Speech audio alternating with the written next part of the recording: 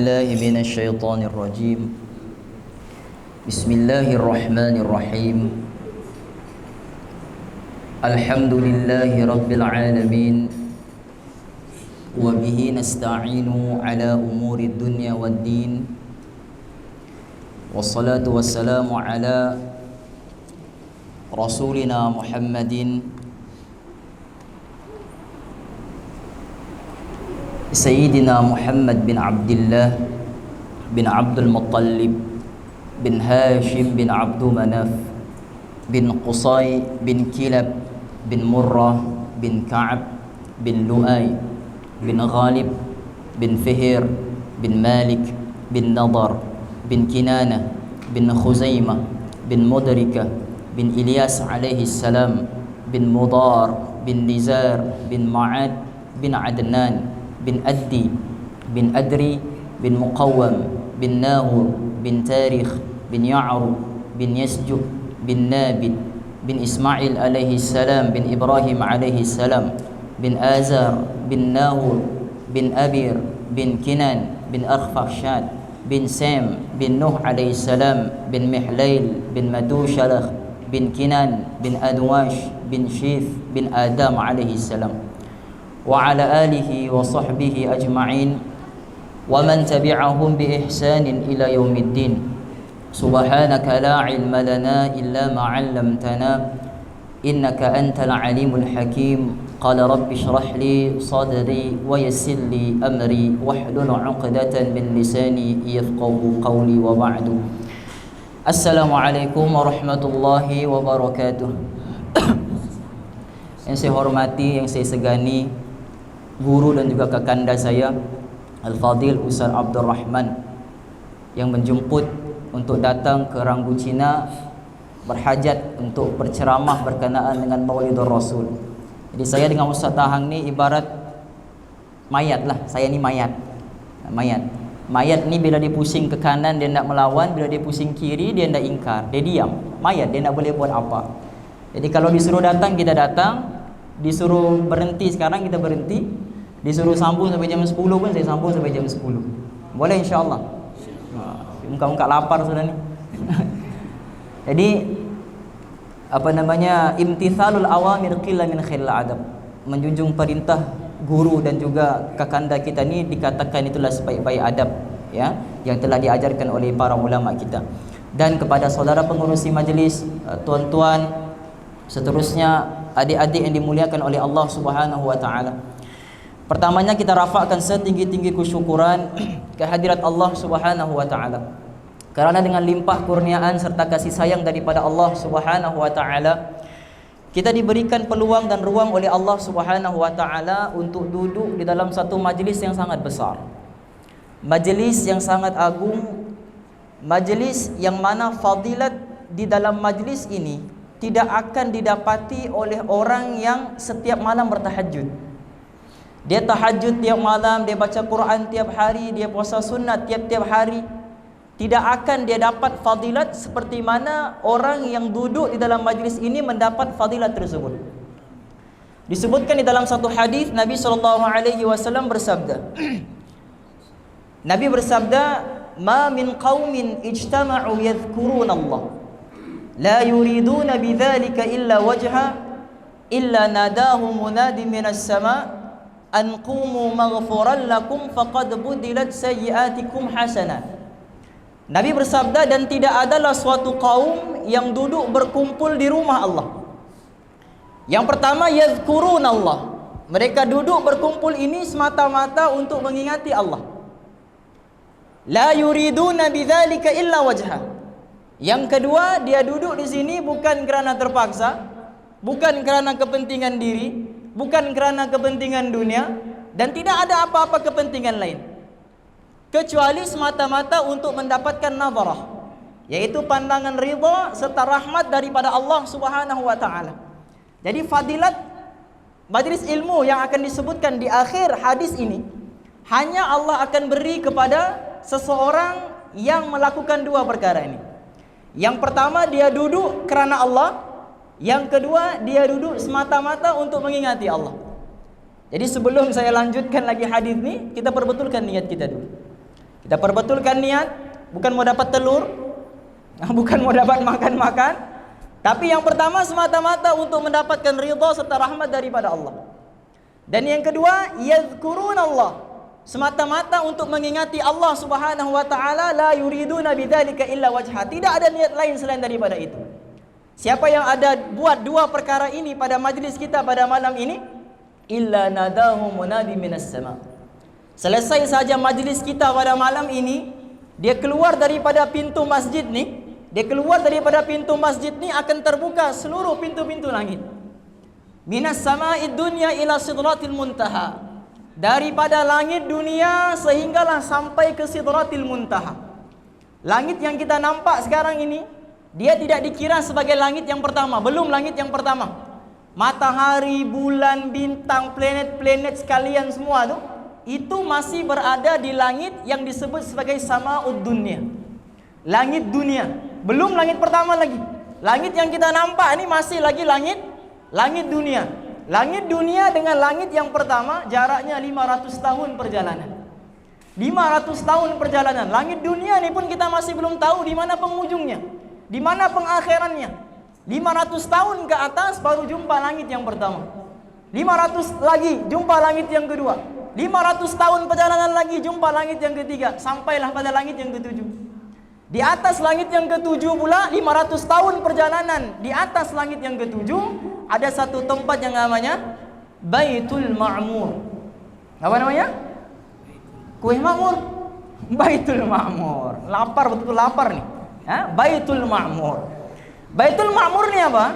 Disebutkan di dalam hadis Nabi SAW, Nabi bersabda, Inna fil baitil ma'mur yadkhuluna sab'una alfa malakin. Nabi bersabda, di Baitul Ma'mur ini tempat bertawafnya seluruh para malaikat. Baitul Ma'mur, tempat bertawafnya seluruh para malaikat. Dan berapa malaikat yang bertawaf di Baitul Ma'mur ini tiap hari? Sab'una alfa malak. Sebanyak 70.000 malaikat tiap-tiap hari. Dan malaikat yang sudah bertawaf tidak ada peluang kedua untuk bertawaf hari seterusnya. Hari ini 70.000, besok 70.000, lusa 70.000. Min Adam alaihissalam ila akhiri man wulida. Daripada semenjak Nabi Adam diciptakan sampailah bayi yang terakhir lahir sebelum kiamat. Setiap hari 70.000. Agak-agak berapa jumlah malaikat?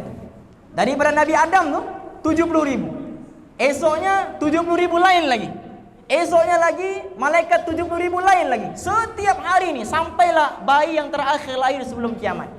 Malaikat lain yang ganti. Terlalu besar banyaknya tentera-tentera Allah Subhanahu wa taala.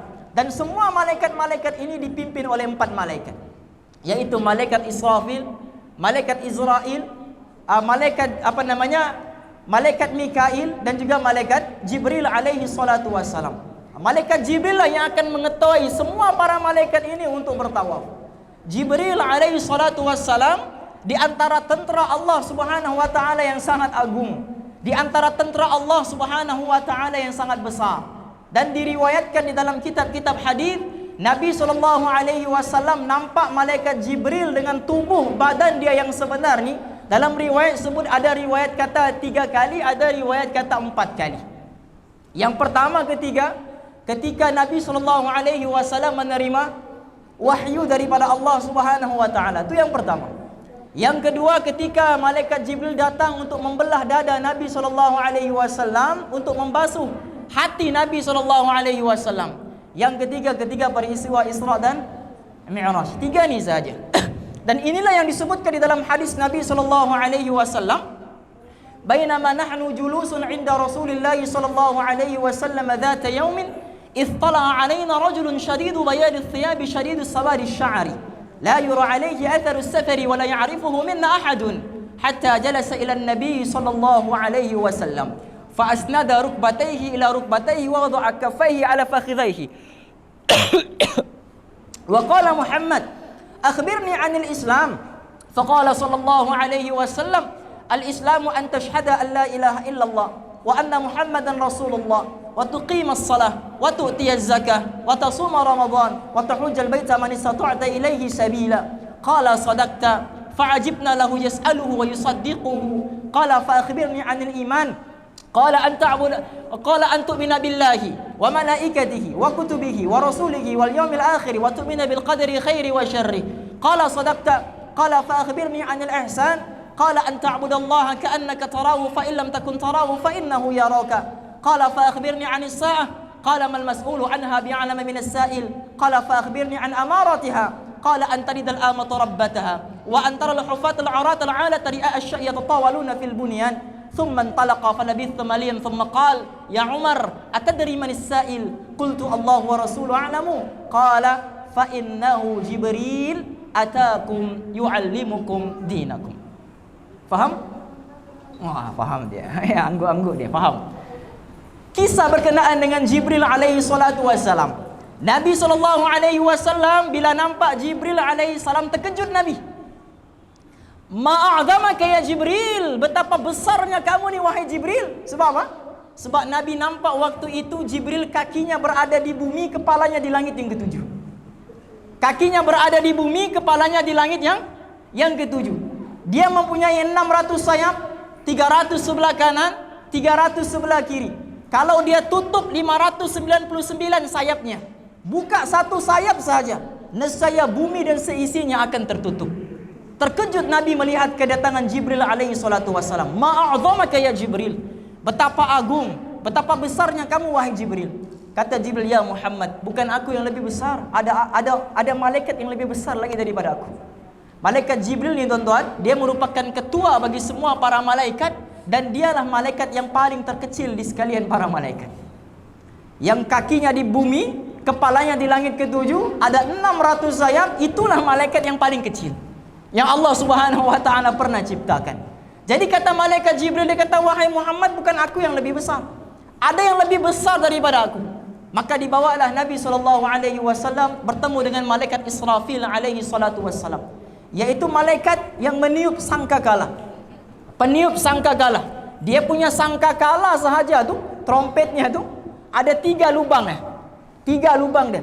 Besarnya lubangnya tu boleh masuk dunia dan seisi-isinya. Ini malaikat Israfil. Malaikat Jibril bila jumpa malaikat Israfil ni, terkejut Nabi SAW. Dia kata, ma'a'zamaka ya Israfil, betapa besarnya kamu wahai Israfil. Sebab apa? Sebab malaikat Israfil alaihi salatu wassalam, bila dia nampak, dia mempunyai 1200 sayap. 1200 sayap. Sebelah 600 sayap, sebelah kanan, sebelah kiri 600 sayap juga. Dan malaikat Jibril alaihi salatu wassalam ni, dia boleh berlari-lari pula di atas kepala malaikat Israfil. Bayangkan besarnya Israfil, sampai malaikat Jibril yang punya besar tu boleh berlari-lari di atas kepala malaikat Israfil. Jadi malaikat Israfil alaihi salatu wassalam bila bertemu dengan malaikat Jibril, bahawa malaikat Jibril ini boleh berlari-lari pula di atas kepala malaikat Israfil. Dan kalaulah malaikat Jibril ini dia buka satu sayap, dia tertutup seluruh bumi dan segala isinya.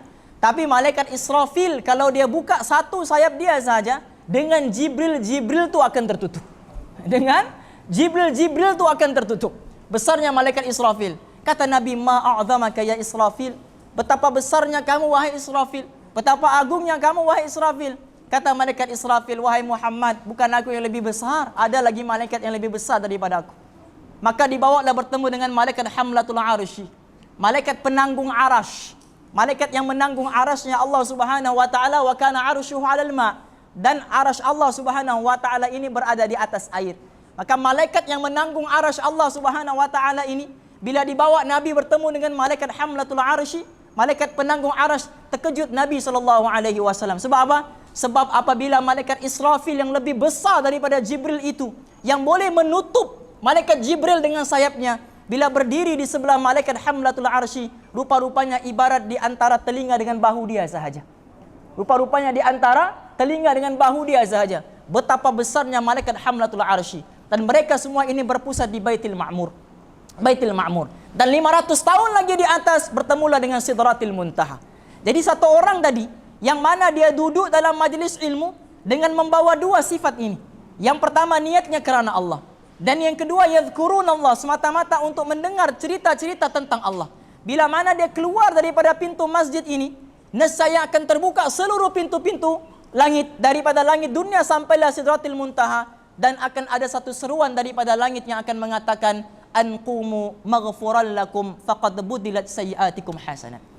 Bangunlah kamu semua wahai hamba Allah yang niatnya kerana Allah, yang mendengar kalimah-kalimah Allah, yang mendengar ayat-ayat Allah, yang mendengar kebesaran-kebesaran Allah. Bangunlah kamu semua dalam keadaan seluruh dosa-dosa kamu telah diampunkan oleh Allah. Seluruh dosa-dosa telah diampunkan oleh Allah Subhanahu wa taala. Bahkan disambung oleh Nabi lagi. Nabi kata faqad budilat sayyiatikum hasanat. Nabi kata siapa yang ada 30 tahun dosanya pada malam ini yang masih belum diampunkan oleh Allah, dia keluar daripada pintu masjid ini, berkat dia duduk dalam majlis ilmu, 30 tahun dia punya dosa ini akan dihapuskan oleh Allah dan digantikan menjadi 30 tahun pahala. Kalau dia ada 50 tahun punya dosa yang masih belum diampunkan oleh Allah, keluar daripada pintu masjid ini, digantikan oleh Allah dengan 50 tahun pahala kebajikan. Hatta kalau dia ada 100 tahun punya dosa sekalipun yang belum diampunkan oleh Allah Subhanahu wa taala, keluar daripada pintu masjid ini, 100 tahun dia punya dosa ini diampunkan oleh Allah Subhanahu wa taala dan digantikan menjadi 100 tahun pahala kebajikan.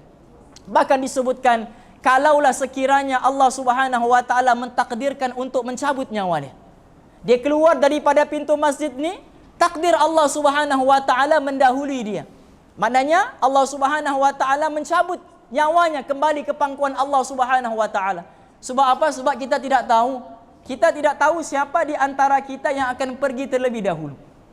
Tidak tahu siapa di antara kita yang akan pergi dahulu bertemu dengan Allah.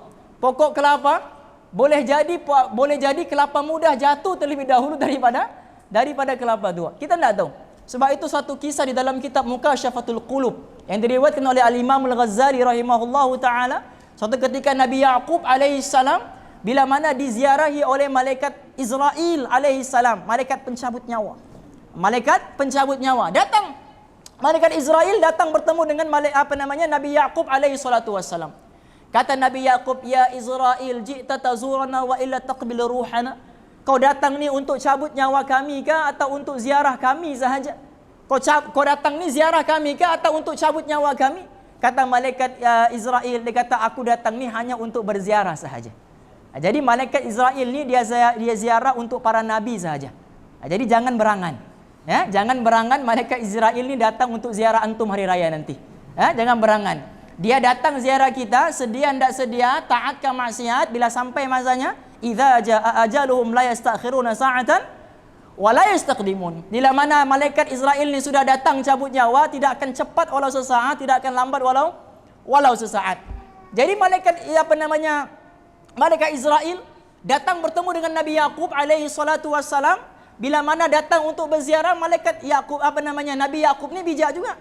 Dia kata, "Wahai Israel, bolehkah nanti apabila masaku sudah sampai, masa kematianku sudah sampai, bolehkah engkau datang lebih awal untuk beri peringatan kepada aku sebagai tazkirah, sebagai peringatan kepada aku?" Maka contohlah begini, hari ini hari Isnin.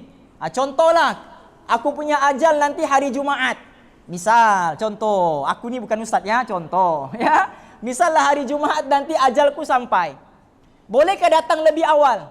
Misalnya datanglah hari Rabu ataupun hari Selasa. Bagi tahu, wahai Yaqub, masamu 3 hari lagi. Sebagai peringatan. Bolehkah datang lagi hari Kamis, bagi tahu masamu tinggal 1 hari lagi. Begitulah perumpamaannya. Maka Israel pun kata, kalau begitu baiklah. Jadi termeterailah perjanjian di antara Nabi Yaqub dan juga Israel alaihi salatu wassalam. Falabithtu maliyan, selang beberapa lama lepas tu datang malaikat Israel. Nabi Yaqub kata, "Ya Israel, ji'ta tazurana wa ila taqbil ruhana." Kau datang ni untuk ziarah ataupun untuk cabut nyawa? Kata malaikat Israel, "Aku datang ni untuk mencabut nyawa." Terkejut Nabi Yaqub. Nabi Yaqub kata, "Bukankah hari itu kita berjanji bahwa engkau akan datang kepada aku untuk memberi peringatan kepada aku?" Kata malaikat Israel, "Wahai Yaqub, tidak cukupkah 3 peringatan yang Allah telah berikan kepada kamu sebagai tanda kematian kamu?" Apa dia 3 itu, tuan-tuan? Saya sebut 3 ini, kita muhasabah lah, tengok diri kita. Kita tengok diri kita, muhasabah. Hasibu anfusakum qabla an tuhasabu. Kita muhasabah. Yang pertama kata malaikat Israel, dia kata, "Wahai Yaqub, bukankah dahulunya kamu berjalan laju, sekarang sudah mula perlahan? Ada pada diri kita?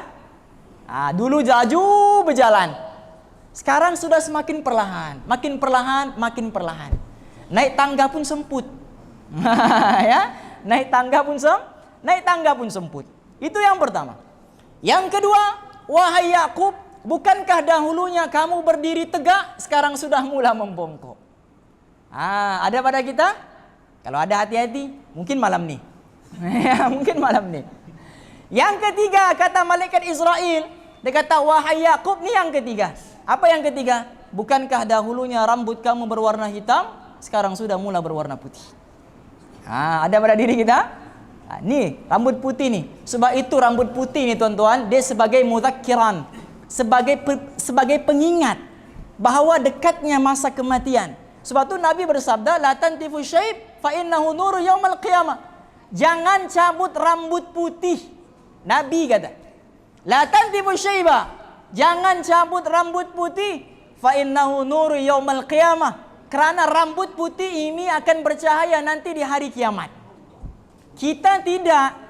Kita duduk depan tangga, bekangkang, cabut rambut putih, pakai sike. Kan? Suruh lagi anaknya, ndak malu aurat terbuka ke orang lalu lalang nampak. Nabi kata, la tantifu syaib, jangan cabut rambut putih, fa innahu nuru yaumal qiyamah. Kerana rambut putih ini akan bercahaya nanti di hari akhirat. Kalau rambut putih dia banyak, maka banyaklah cahayanya nanti di hari akhirat. Maka sebab itu jangan dicabut. Jangan dicabut. Kalau mau inai boleh, sunnah. Kalau mau inai boleh, warna inai boleh. Sunnah untuk menginaikan rambut, mewarnakan rambut. Untuk orang-orang yang ada rambut putih lah.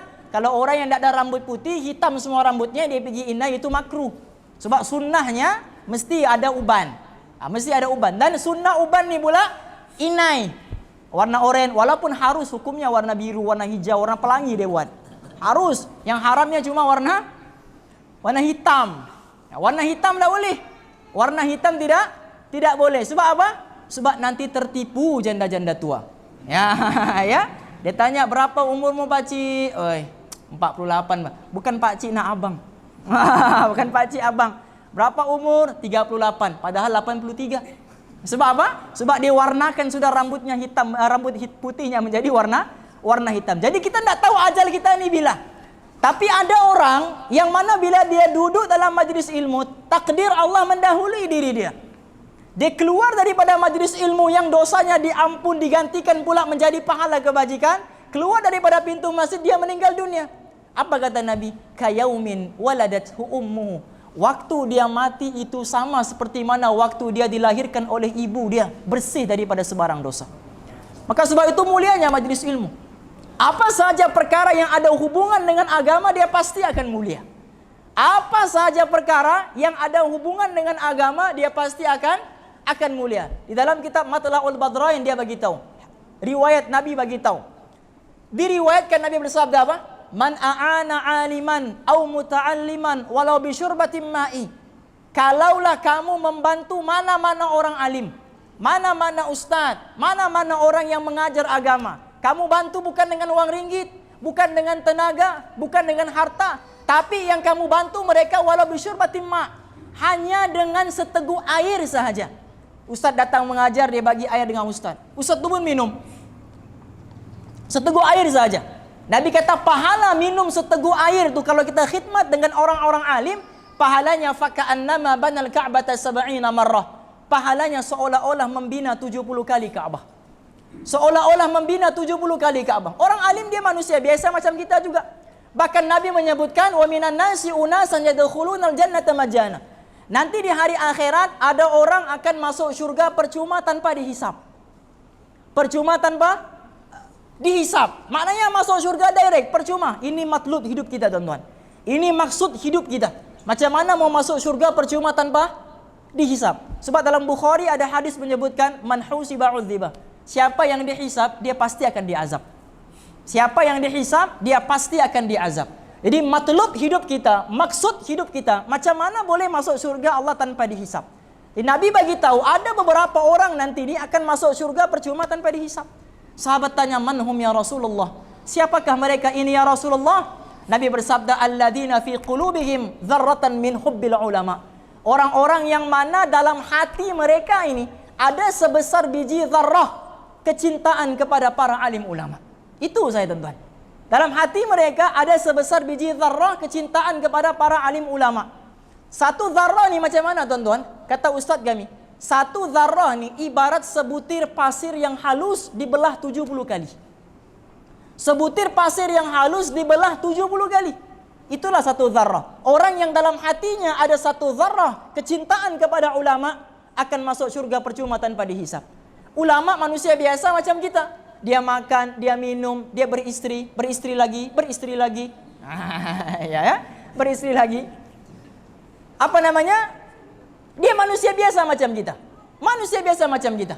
Tetapi kerana diri mereka ni ada hubungan dengan agama. Habis masa mereka untuk belajar agama, habis umur mereka untuk mendalami ilmu agama, mencintai mereka menjadi asbab kita masuk surga percuma tanpa dihisap. Bahkan ada juga orang kata Nabi, orang lain masuk surga tanpa hisap, dia masuk neraka tanpa hisap. Wala'iyadzubillah. Dia masuk neraka tanpa dihisap. Sahabat tanya, "Man hum ya Rasulullah?" Siapakah mereka itu ya Rasulullah? Nabi bersabda, "Alladzina fi qulubihim dzarratan min bughdil ulama." Itulah orang yang mana dalam hatinya ada sebesar biji zarrah kebencian kepada para alim ulama. Sebesar zarrah saja kebencian kepada para alim ulama, maka akan masuk neraka tanpa dihisap oleh Allah Subhanahu wa taala. So itu hadirin, kenapa para ulama dimuliakan oleh Allah? Karena mereka merupakan pewaris kepada para nabi. Nabi SAW tidak tinggalkan kita apa-apa harta. Nabi SAW satu orang insan yang paling mulia. Yang tidak ada manusia yang lebih indah, lebih mulia, melebihi daripada Nabi SAW. Jangan kata akhlak, bahkan luaran baginda SAW itu pun terlebih mulia, terlebih indah. Sayyidatina Aisyah radhiyallahu taala anha suatu ketika menjahit pakaian. Pada waktu malam berbekalkan hanya pelita sahaja. Menjahit pakaian dan ditakdirkan oleh Allah Subhanahu wa taala lampu dia mati. Pelita dia mati sebab zaman Nabi dulu tak ada lampu. Lampu yang pertama pun dibawa oleh Sayyidina Tamim Dari radhiyallahu taala anhu. Itulah lampu yang pertama. Lama tuan-tuan, selepas berapa hijrah baru ada lampu. Sayyidina Tamim Dari radhiyallahu taala anhu. Itulah orang pertama yang bawa lampu di zaman Nabi SAW. Jadi waktu Nabi SAW masa awal-awal permulaan tu, Sayyidatina Aisyah menjahit, mati lampu dia. Bila lampu tu mati, jatuh jarum Sayyidatina Aisyah. Meraba-raba Aisyah mencari. Mana dia punya jarum, mana dia punya jarum. Meraba-raba cari. Bila mencari-cari itu, masuklah Nabi SAW ke dalam bilik. Ke dalam bilik. Bila masuk Nabi SAW, bilik yang asalnya gelap gelitan, tak nampak apa, masuk saja Nabi. Seketika itu juga bilik yang gelap menjadi terang benderang. Menjadi terang benderang. Aisyah radhiyallahu taala anha berkata, "Ma adwa'a wajhuka ya Rasulullah." Betapa berserinya wajahmu ya Rasul, betapa indahnya wajahmu ya Rasul, betapa bercahayanya wajah kamu wahai Rasul. Nabi SAW bersabda, "Ya Aisyah, wailul liman lam yarani." Celakalah bagi orang yang tidak pernah melihat aku. Celakalah bagi orang yang tidak pernah melihat aku. Celakalah bagi orang yang tidak pernah melihat aku. Tengok Nabi tuan-tuan. Gelap nih, gelap. Masuk Nabi, bilik yang gelap terus menjadi terang benderang. Kita tidak, isteri dalam bilik, masuk kita suram terus. Bergaduh terus. Ya kan? Nabi tidak, masuk bilik terang benderang bilik tersebut. Maka Aisyah bertanya, "Man lam yaraka ya Rasulullah?" Siapakah orang yang tidak melihat wajah engkau ni wahai Rasulullah? Nabi SAW bersabda, "Man dzukirta indahu falam yusalli alayya." Orang yang mendengar namaku disebutkan di telinga dia, tapi dia tidak mau berselawat kepada aku. Inilah orang yang tidak pernah kena usaha bulan Rabiul Awal ni, bulan yang paling mulia, bulan kelahiran Nabi ni. Para ulama bila masuk bulan Rabiul Awal, mereka banyakkan berselawat kepada Nabi. Banyakkan berselawat kepada Nabi. Fokus mereka macam mana boleh jumpa Nabi SAW di dalam mimpi-mimpi mereka. Di dalam mimpi-mimpi mereka. Apa namanya? Suatu ketika Sayyidina Imam Ash-Shibli, satu orang wali Allah, Al-Imam Asy-Syibli rahimahullahu taala. Imam Syibli ni tuan-tuan, dia seorang wali Allah, belajar agama, belajar hadis, belajar fiqh, belajar ilmu kalam 12 tahun. Belajar agama selama 12 tahun. Satu orang wali Allah, minal aulia, Imam Syibli rahmatullahi alaih. Jadi Imam Syibli ni dia satu geng dengan Imam Junaid al-Baghdadi. Satu geng. Sebab mereka berguru dengan guru yang sama, yaitu Al-Imam Abdullah Al-Andalusi. Mereka berguru dengan guru yang sama, dengan Imam Junaid al-Baghdadi dan juga dengan Imam Syibli rahmatullahi alaih. Suatu ketika sahabat mereka yang bernama Imam Mujahid, Imam Ibnu Mujahid. Imam Ibnu Mujahid ni tuan-tuan ulama besar juga di dalam ilmu hadis.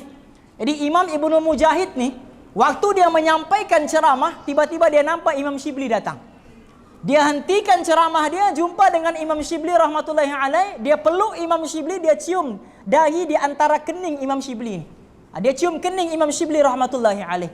Jadi anak-anak murid dia ni, bila dia nampak dia cium Imam Syibli ni dia orang biasa, pakaian pun biasa juga. Jadi anak murid dia ni pelik, kenapa imam yang begitu besar boleh cium kening orang yang biasa ni, yang nampak macam biasa-biasa orang awam je ni.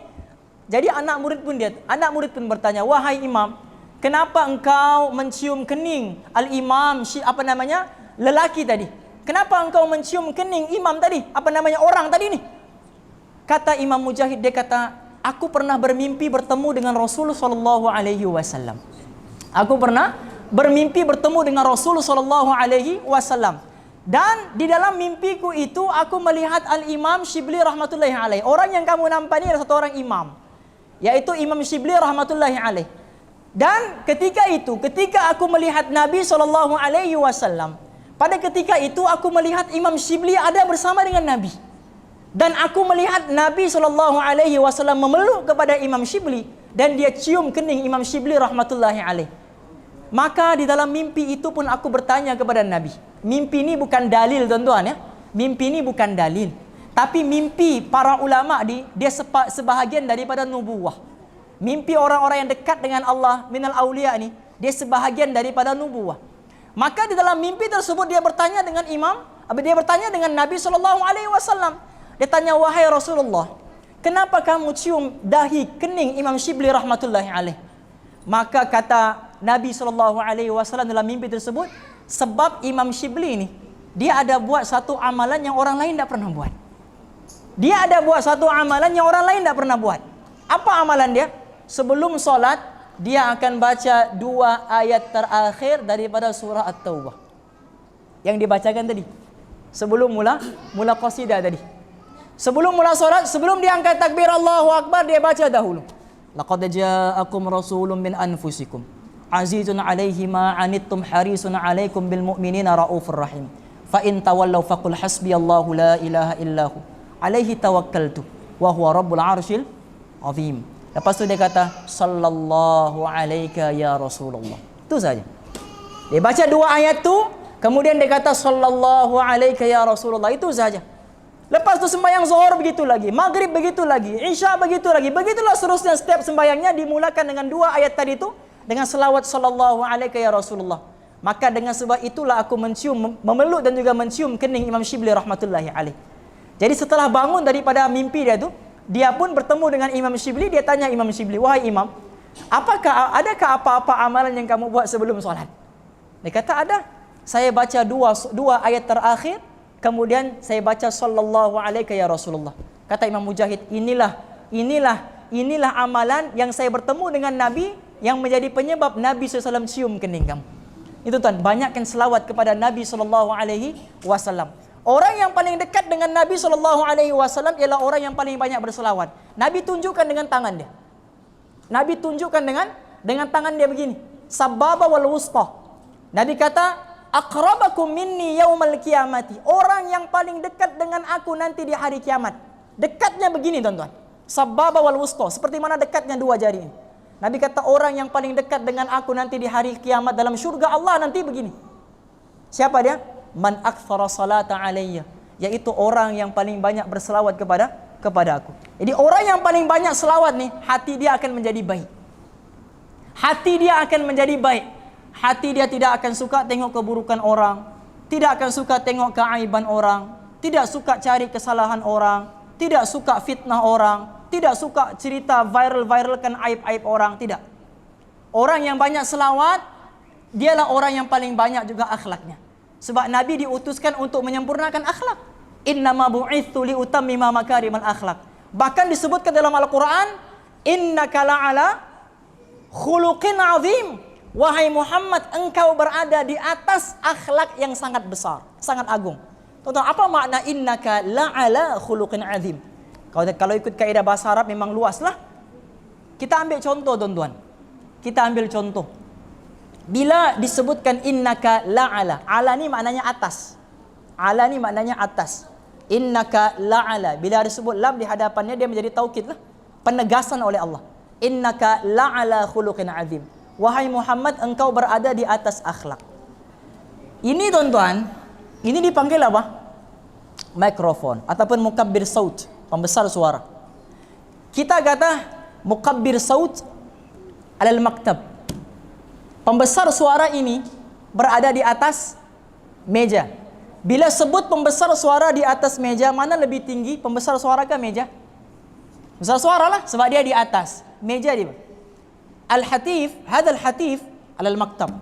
Handphone ini berada di atas meja. Bila sebut di atas meja, handphone lebih tinggi daripada meja. Meja di bawah, handphone di atas. Apa Allah sebut? Innaka la'ala khuluqin azim. Wahai Muhammad, engkau berada di atas akhlak yang sangat agung. Maknanya, Nabi ini lebih tinggi daripada akhlak itu sendiri. Akhlak itu sudah tinggi, tapi melebihi akhlak itu sendiri ialah Nabi SAW. Sebab apa? Sebab innama bu'itsu liutammima makarimal akhlak. Aku diutus untuk menyempurnakan akhlak. Mafhum mukhalafahnya, kalau aku tidak ada akhlak yang karimah. Kalau aku tidak diutus, tidak ada akhlak yang sempurna. Bagaimana akhlak Nabi SAW, tuan-tuan? Suatu ketika satu orang lelaki datang bertemu dengan Nabi membawa beberapa buah. Membawa beberapa buah. Dibawa di hadapan Nabi. Waktu itu Nabi dengan beberapa orang sahabat Nabi. Dibawalah buah, maka Nabi SAW pun makan. Nabi makan satu, selesai satu, buka lagi satu, makan lagi. Habis satu, makan lagi satu. Habis satu, makan lagi satu. Habis satu, makan lagi satu. Sahabat di belakang ni beliur. Sebab tengok Nabi makan. Sebab Nabi ni, tuan-tuan, sifatnya Nabi tidak akan makan kalau sahabat juga tidak makan. Sama-sama makan. Adil lah, adil. Macam kita ada satu roti, tuan-tuan. Kita ada satu roti, kita bagi dua. Kau ambil satu, aku ambil satu. Ini namanya adil. Adil. Satu roti bagi dua. Kau satu, aku satu. Itu adil. Kita ada satu roti, kita tidak bagi orang, kita makan sendiri. Itu zalim namanya. Zalim. Zalim namanya. Kita ada satu roti, kita tidak makan, kita bagi orang. Itu ikram namanya. Itu namanya ikram. Memuliakan. Jadi Nabi, tuan-tuan, sifat Nabi tidak pernah makan sendiri. Kalau ada, Nabi akan bagi. Ada, akan dibagi kepada para sahabat. Tapi waktu itu, tuan-tuan, Nabi makan semua. Makan satu, habis satu, makan lagi, makan lagi, makan lagi, makan lagi sampai pemuda itu pulang. Sahabat kata, ya Rasulullah, selesai? Maknanya habis sudah. Tidak ada kau tinggalkan untuk kami. Wairuun. Maknanya tidak ada. Satu pun tidak ada. Nabi kata apa? Wahai tuan-tuan, wahai sahabat, tahukah kamu, buah yang aku makan tadi terlalu masam. Terlalu masam. Nabi, tuan-tuan, waktu makan buah tu Nabi makan senyum, Nabi makan senyum, Nabi makan senyum. Habis satu, makan lagi satu sambil berbual-bual dengan pemuda tadi. Pemuda tu, tuan-tuan, orang Yahudi ya, Yahudi tu. Dia makan senyum, makan senyum, makan senyum. Nabi kata, tahukah kamu buah yang aku makan tu masam. Aku takut, aku khawatir kalau aku beri makan kepada kamu, kamu akan buat memek muka yang macam masam tu. Kan kalau kita makan kan masam kan kita akan muka kita akan berubah kan. Aku takut kalau aku beri kepada kamu, kamu akan buat memek muka yang masam dan akan menyakiti hati pemuda tadi. Sampai begitu sekali akhlak Nabi. Asbab cerita ni, asbab berita ni, pemuda Yahudi itu masuk Islam. Itu sahaja. Akhlak, tuan-tuan, bukan banyak kalam, banyak tunjukkan akhlak, banyak tunjukkan apa namanya? Sifat kebaikan kepada orang lain. Ini, tuan-tuan, ini susah kita mau buat. Sangat-sangat susah kita mau buat. Sebab apa? Sebab di dahi kita nih ada chop. Apa chop? Ihtarim nih, muliakan saya. Kita mau orang muliakan kita. Kita merasakan manusia kita ini lebih mulia daripada orang lain. Merasakan diri mulia lebih orang lain, itulah manusia yang paling hina. Kita memandang manusia dengan pandangan yang rendah, memandang manusia dengan pandangan yang hina. Ketika kita memandang manusia dengan pandangan yang hina dan pandangan yang rendah, ketika itulah kita telah jatuh pada pandangannya Allah. Syekh Abdul Qadir Jailani, tuan-tuan, dia pakai jubah nih, pakai jubah. Bila dia pakai jubah, ada anjing sebelah dia. Anjing sebelah dia. Anjing, tuan-tuan, najis mughalladhah, kita belajar. Kalau kena pakaian kita pada anjing, kena basuh dengan 7 basuhan, 1 basuhan dicampur dengan tanah. Anjing mughalladhah. Syekh Abdul Qadir Jailani, bila dia pakai jubah nih, dia pakai hati-hati. Pakai hati-hati sebab apa? Sebab takut jubahnya tu terkena dengan anjing tu. Tuan-tuan, wali Allah ni bila buat silap, bila buat salah, Allah tegur terus. Allah tegur direct. Ini beza Nabi dengan para aulia. Nabi ini maksum. Maksum ni apa? Tidak ada dosa. Tidak ada dosa, itu maksum. Tapi wali Allah, mereka bukan maksum, mereka mahfuz. Apa dia mahfuz? Terpelihara daripada melakukan dosa. Itu mahfuz. Setiap kali dia mau buat dosa, ada halangan. Mau buat dosa, ada halangan. Mau buat dosa, ada halangan. Dilambatkan dia punya proses buat dosa, akhirnya dia tidak buat. Ini mahfuz. Mahfuz, tuan-tuan. Kita tidak, bukan mahfuz, mamfuz. Kita mamfuz. Dipercepatkan buat dosa. Buat dosa, tidak ada halangan. Fadhal, silakan. Tapi buat baik ada halangan. Buat baik ada halangan. Buat baik ada halangan. Itu kena hati-hati, tuan-tuan. Itu kena hati-hati. Jadi aulia ni bila mereka buat dosa ni, Allah tegur direct. Allah tegur direct sebab Allah mau bersihkan hati mereka. Kalau kau pakai jubah tadi sebab menganggap kau ni lebih baik daripada aku, kau ni mulia, aku ni hina, hanya seekor anjing, ketahuilah. Jangan kata 7 basuhan, 7 lautan pun untuk membasuh kau punya hati ni tak akan dapat dibasuh. Sebab apa? Memandang hina kepada makhluk Allah yang lain. Sebab itu Syekh Abdul Qadir Jailani, hati dia sangat-sangat bersih. Sangat-sangat bersih. Dalam hatinya tidak ada apa-apa melainkan Allah. Suatu ketika dia sedang mengajar, Syekh Abdul Qadir Jailani, suatu ketika dia sedang mengajar. Kenapa saya bawa kisah-kisah para aulia ni, tuan-tuan? Sebab apa? Sebab kata Imam Malik rahimahullahu ta'ala, dia kata al-hikayatu jundun min junudillahi tabaraka wa ta'ala. Dia kata kisah-kisah para ulama, kisah-kisah para aulia ni, dia di antara tentera daripada tentera-tenteranya Allah. Yuthabbitullahu biha qulubi auliyaihi. Yang mana dengan kisah-kisah ini akan menghidupkan hati-hati orang-orang yang beriman. Sebab itu kita banyak kisah-kisahkan para ulama, kisah-kisah para aulia. Syekh Abdul Qadir Jailani suatu ketika dia sedang mengajar. Syekh Abdul Qadir ni, tuan-tuan, kaya. Dia di antara orang-orang yang kaya. Jadi Syekh Abdul Qadir Jailani ni, dia tengah mengajar. Waktu dia mengajar tu, dia ada satu barangan, satu kontena, satu kapal, tuan-tuan. Satu kapal yang penuh dengan kontena, yang mana kontena tu berisi kurma. Kurma ni siapa? Kurma ni milik Syekh Abdul Qadir Jailani. Untuk dia pasarkan ke luar negara. Satu kapal penuh dengan dia punya kurma. Jadi Syekh Abdul Qadir Jailani ini dia hantar kurma dia pergi luar negara untuk dipasarkan. Akhirnya apa, tuan-tuan? Akhirnya bila dia tengah mengajar, datang satu orang anak murid dia, bisikkan di telinga dia. Bisikkan sesuatu. Bila dibisikkan sesuatu, Syekh Abdul Qadir Jailani tunduk ke bawah. Bila dia tunduk ke bawah, dia tengok hati dia, lama dia diam, dia angkat kepalanya, dia senyum, dia kata alhamdulillah. Sambil senyum dia kata alhamdulillah. Kemudian dia sambung mengajar, datang lagi murid yang kedua. Datang murid yang kedua, beritahu lagi sesuatu di telinga dia. Dia pun tundukkan lagi kepala dia, angkat dia punya kepala sambil tersenyum, dia kata alhamdulillah. Habis pengajian, anak murid dia tanya, apa yang berlaku wahai Syekh? Kenapa tadi kamu tunduk, yang pertama kamu senyum, kamu kata alhamdulillah, yang kedua pun kamu kata alhamdulillah juga? Kata Syekh Abdul Qadir Jailani, dia kata, waktu yang pertama tu orang datang bagi tahu aku bahawa wahai Syekh, kapal kamu yang berisi dengan kurma yang mau dipasarkan semua tenggelam. Semua tenggelam, satu kapal tu tenggelam. Kalau kita, tuan-tuan, berada di situasi itu, macam mana kita? Macam mana kita? Jangan kata satu kontena, Shopee, order barang di Shopee, lambat sampai pun huru-hara sudah kehidupan. Bila mau sampai, bila mau sampai, bila mau sampai. Shimano bah ini. Wah, basikal. Ya, kan sekarang tren basikal Shimano. Itu pun kita sudah huru-hara lambat sampai. Ini pula satu kapal yang mungkin dia punya nilai itu jutaan ringgit. Syekh Abdul Qadir bila diberitahu seluruh dia punya kapal itu karam, dia tundukkan kepala, dia scan hati dia. Scan hati dia mah, dia cek, dia cari ada tak perasaan sedih. Ada sedih gak ya?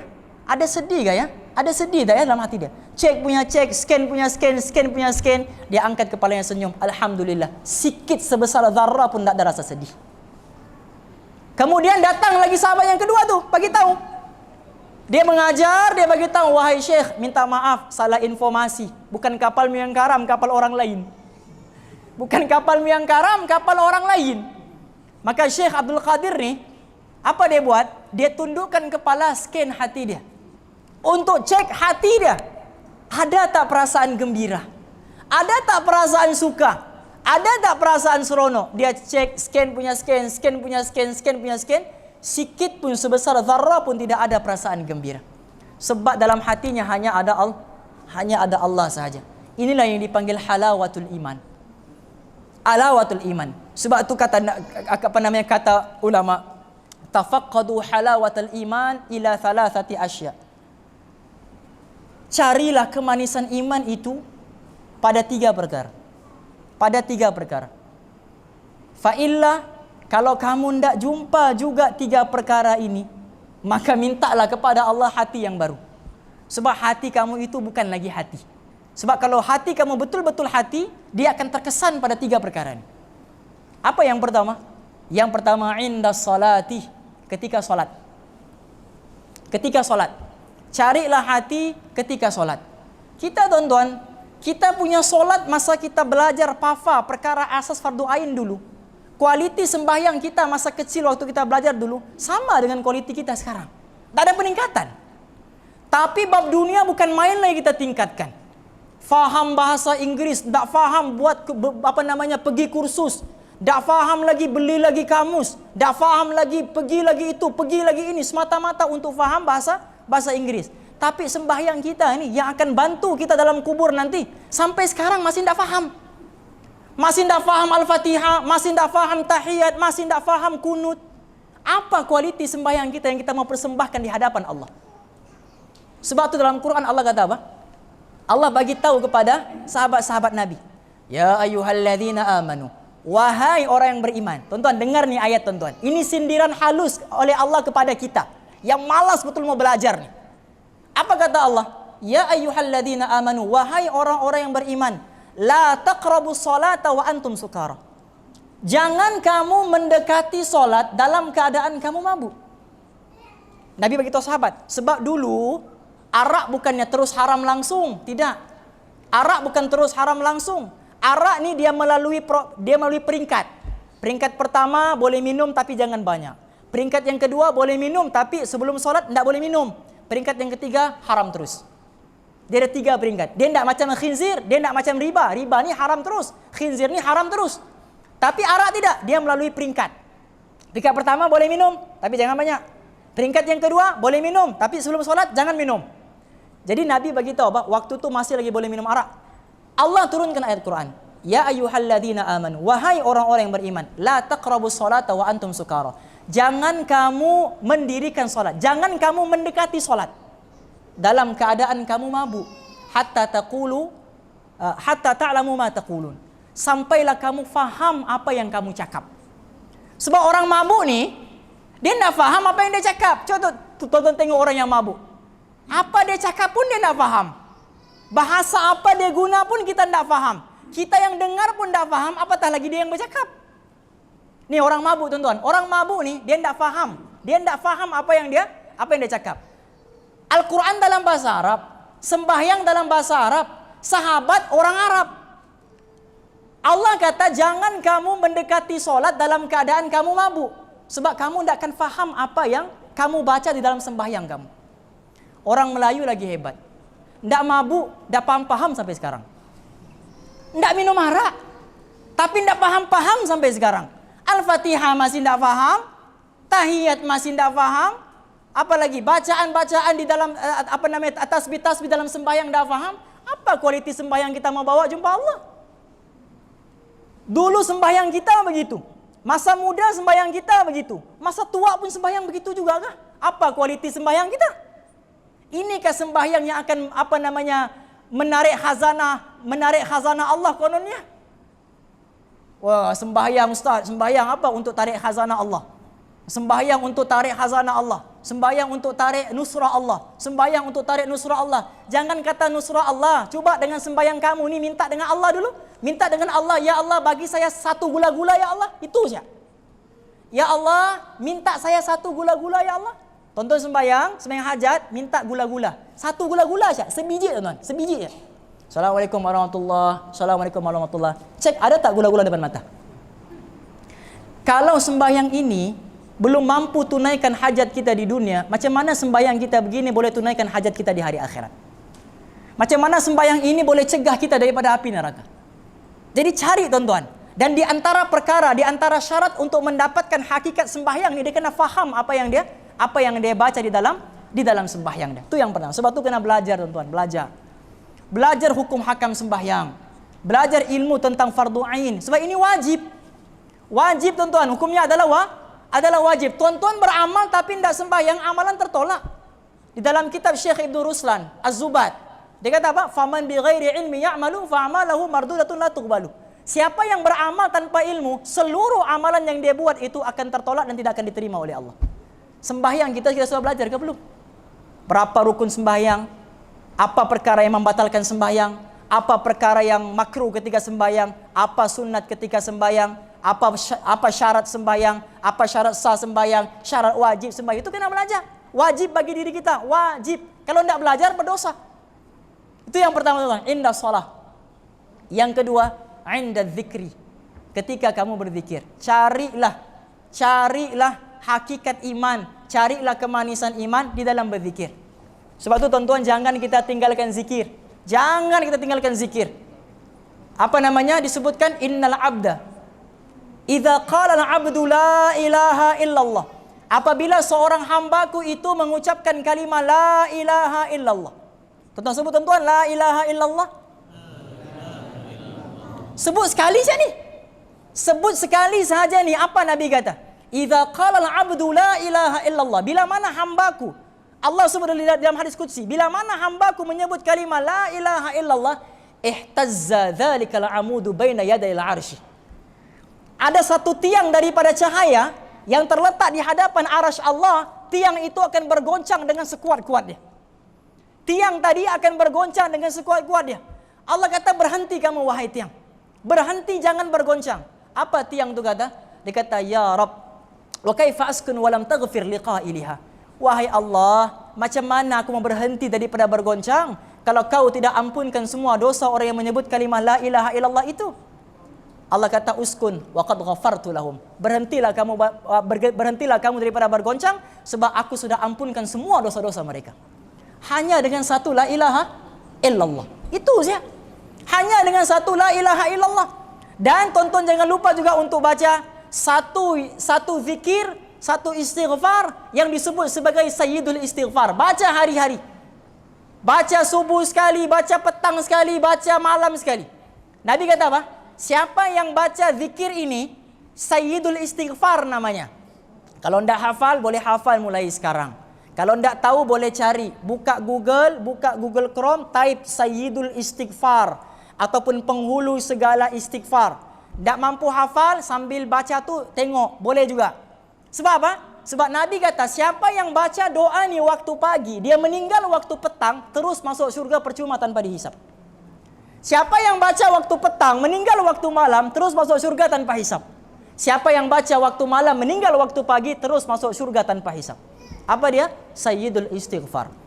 Allahumma anta rabbi la ilaha illa anta khalaqtani wa ana 'abduka wa ana 'ala 'ahdika wa wa'dika mastata'tu a'udzu bika min syarri ma sana'tu abu'u laka bi ni'matika 'alayya wa abu'u bi dhanbi faghfir li fa innahu la yaghfiru dzunuba illa anta.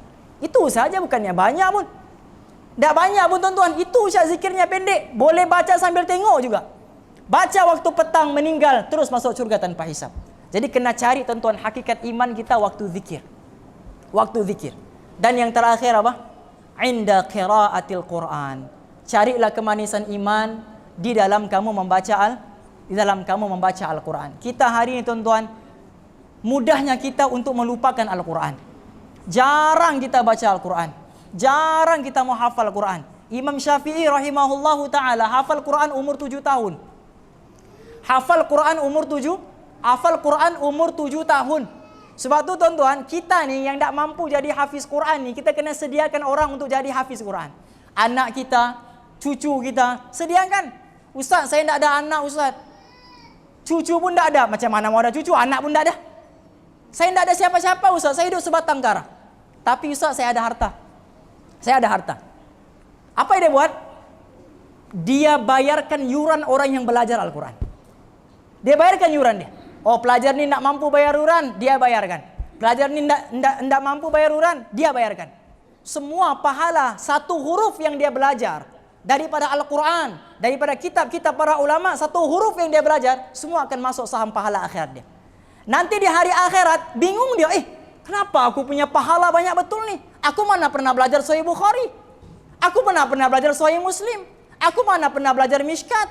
Aku mana pernah belajar Jurumiyah, Nahu, apa semua ni? Mana aku pernah belajar? Aku belajar sampai Iqra 2 saja. Iqra 2 saja aku belajar. Mana aku belajar kitab besar-besar ni? Rupa-rupanya apa? Rupa-rupanya pahala sebab dia pernah bayarkan yuran. Dia tanggung pelajar tu untuk belajar agama. Dia dapat semua sekali pahalanya. Sebab tu hadirin yang dimuliakan oleh Allah Subhanahu wa taala, cari iman kita di dalam 3 amal ni, supaya kita boleh hidup, hati kita hidup seperti mana hidupnya hati baginda Nabi Muhammad sallallahu alaihi wasallam. Kita mau bawa akhlak tuan-tuan. Kita mau bawa akhlak baginda Nabi Muhammad SAW, gembira dengan kelahiran Nabi SAW. Yang terakhir tuan-tuan, satu syair yang disebutkan oleh Syekh Syamsuddin bin Nasruddin Ad-Dimashqi. Satu syair Arab. Dia kata apa? Dia kata, "Idza kana hadza kafiru jaa dhammahu bitabbat yadahu fil jahimi mukhallada. Ata annahu fil yawmi itsnaini daima yukhaffafu anhu lisururi bi ahmada. Fama dhannu bin abdil ladzi tula umruhu bi ahmada masrura wa mata muwahhida." Dia kata apa? Dia kata, kalaulah orang kafir ini, orang kafir di sini merujuk kepada Abu Lahab. Abu Lahab ni tuan-tuan, ni pakcik Nabi, adik-beradik dengan bapak Nabi. Abu Lahab ni ada hubungan darah dengan Nabi. Abu Lahab ni 24 jam fikirnya, fikir apa tuan-tuan? Fikir macam mana mau bunuh Nabi. Fikir macam mana mau gagalkan dakwah Nabi. Fikir macam mana mau gagalkan strategi Nabi. Itu saja dia fikir. Abu Lahab ni. Nabi naik atas bukit, Nabi kata, "Wahai kaumku, kalau di belakang ni aku bagi tahu kamu, ada satu tentera, gombolan tentera datang untuk menyerang kamu. Kamu percaya ke tidak? Bahkan bal anta al-amin. Bahkan wahai Muhammad, engkau ni al-amin." Al-amin ni apa? Tak pernah menipu. Daripada lahir sampai mati tak pernah menipu. Ini gelaran Nabi lah, al-amin. Kita amin juga, tapi paling kuat menipu. Nama amin tapi al-amin al-kadzab. Ada al-kadzab belakang dia tu. Al-amin al-kadzab juga. Dia juga yang amin, dia juga yang paling penipu. Jadi dia ni tuan-tuan, Nabi ni al-amin ni memang tak pernah menipu. Apa kata Nabi? Kalau begitu wahai kaumku, ketahuilah bahawa aku ini ialah Rasulullah, pesuruh Allah yang dihantar untuk beri peringatan kepada kamu bahawa azab Allah semakin dekat dengan kamu. Tiba-tiba suatu suara daripada belakang menyebutkan apa? Tabban laka ya Muhammad ali hadza jama'tana. Tabban. Apa tabban ni tuan-tuan? Tabban ni satu istilah dalam bahasa Arab yang tak boleh diterjemahkan dalam bahasa Melayu. Tak ada bahasa Melayu tak ada kosakata yang sesuai untuk menerjemahkan perkataan tabban. Hanya mampu diterjemahkan dengan perkataan celaka. Tu saja. Celaka dalam bahasa wailun pun celaka. Fawailul lil musallin. Celaka juga wail. Tapi tabban ni satu perkataan yang mana orang Arab pun malu mau cakap. Perkataan tabban ni. Tapi itulah yang dicakap oleh Abu Lahab. Tabban laka ya Muhammad ali hadza jama'tana. Celaka kau wahai Muhammad, sebab ini engkau kumpulkan kami. Apa kata Allah? Dia kata tabban, akan celaka kamu Muhammad, akan binasa kamu Muhammad. Terus Allah turunkan surah Al-Masad. Tabbat yada abi lahabi wa tab. Kau kata kepada nabiku akan binasa, aku kata pada kau sudah binasa kau. Tabbat, sudah binasa kau. Nih, Abu Lahab benci dia dengan Nabi. masuk neraka selama-lamanya. Orang kafir, khalidina fiha, masuk neraka selama-lamanya. Tapi tuan-tuan, ini yang ajaib dia. Ata annahu fil yaumi itsnaini daiman. Tapi setiap kali hari Isnin, Allah ringankan siksaan Abu Lahab di dalam neraka. Setiap kali hari Isnin diringankan siksaannya di dalam api neraka. Apa siksaan yang paling ringan? Dipakaikan terompah kasut daripada api neraka, dia pakai menggelegak otak dia, mendidih otak dia. Itulah siksaan yang paling ringan di dalam neraka. Setiap kali hari Isnin akan diringankan oleh Allah siksaannya. Sebab apa tuan-tuan? Lisururi bi Ahmad. Sebab Abu Lahab ini walaupun 24 jam fikir macam mana bunuh Nabi, tentang Nabi, kecam Nabi, keji Nabi, mau bunuh Nabi, tetapi dalam hidupnya dia pernah sekali sahaja bergembira kerana kelahiran Nabi. Itu sahaja. Dia pernah bergembira dengan kelahiran Nabi. Sekali sahaja dalam hidupnya pernah bergembira dengan kelahiran Nabi. Itu pun Allah ringankan siksaannya di dalam neraka. Famadhannu bil abdil ladzi tula umruhu bi ahmada masrura. Maka kita bayangkanlah pula orang yang mana seluruh hidupnya penuh dengan kecintaan Nabi. Seluruh hidupnya penuh dengan sunnah Nabi. Seluruh hidupnya buat usaha yang telah ditinggalkan oleh Nabi SAW. Wa mata muwahhida, dan dia mati dalam mentauhidkan Allah Subhanahu wa taala. Maka sebab itu kita bergembira. Bergembira untuk menyambut kelahiran Nabi SAW. Kalau mau puji Nabi, Nabi tidak perlu dipuji sebab Allah telah memuji Nabi. Apa beza pujian kita dengan pujian Allah? Apa nilai pujian kita dengan pujian Allah? Nabi tidak perlu dipuji sebab dia memang terpuji. Nabi tidak perlu dipuja sebab dia memang terpuja. Nabi tidak perlu diagungkan sebab dia memang diagungkan. Tapi kita puji sebab rasa syukur kepada Nabi. Sebab Nabi sudah begitu dalam hadisnya, hurrimatil jannah 'alal anbiya hatta adkhuluha ana wa hurrimatil jannah 'alal umami hatta tadkhuluha ummati. Diharamkan semua syurga dimasuki oleh para nabi kecuali aku masuk terlebih dahulu, dan diharamkan semua umat.